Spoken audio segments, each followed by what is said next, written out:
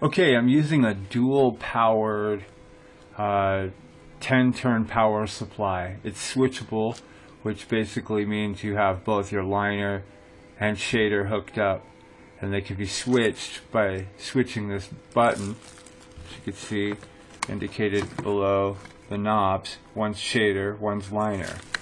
The potentiometer is a 10-turn potentiometer, so it gives you a finer tune to your voltage.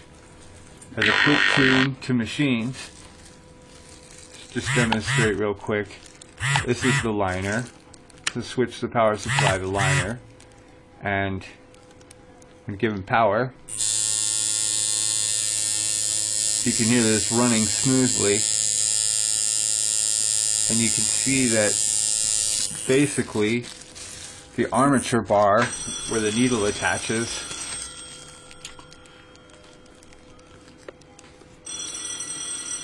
right here will move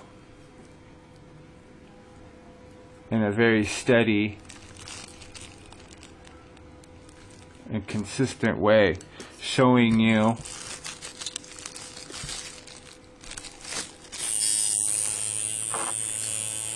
basically there's 2 points. Where we stop it, there's just one. But when this thing is moving, you can almost see 2 of them, and increasing the voltage, get a nice high pitched tune.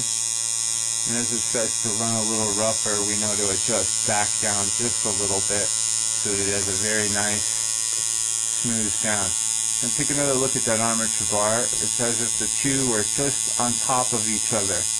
On the shader, we're going for a little bit more of a throw on that, but once again trying to get it to run smoothly. I'm going to switch it to shader now. And you can see once again the armature bar and the tip right there. Now it is running a little rough, so we'll just adjust it a little bit to get a smoother pitch sound. And then you can see now that we have the armature bar is basically separating almost the width of a penny between the 2 spots, which is ideal for you to get a good throw. And what I'm going to do now is I'm going to loosen this plastic screw to adjust the contact screw. And what that does is it allows you to adjust the throw and make sure you're getting that nice long throw that you need from the shader. Now, don't want to run your machine too roughly. You want it to be real smooth sounding. You get that, so you just have that give. So you're not tearing somebody up. The needle is just doing just what it needs to do. So this is a real quick adjustment. Now, if you're not achieving that superior tune, it's because you do not have a 10-turn power supply. This is very important.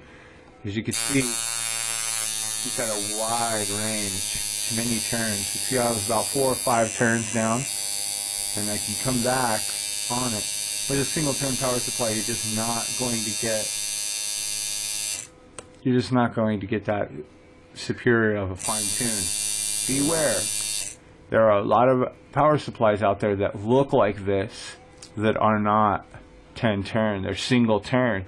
So what you get is something that looks exactly like this. It doesn't have this fine tuning, and to do good tuning and have a good running machine, you're going to need a very good solid power supply. Sometimes you can get away with those single turns using a liner, but when it comes to the shader and just getting that good adjustment and stuff, and just remember that one more time, you have a plastic screw here. Why is it plastic? So it doesn't damage this contact screw. The contact screw basically you're looking for a pretty close on the rear coil and some room to breathe up here.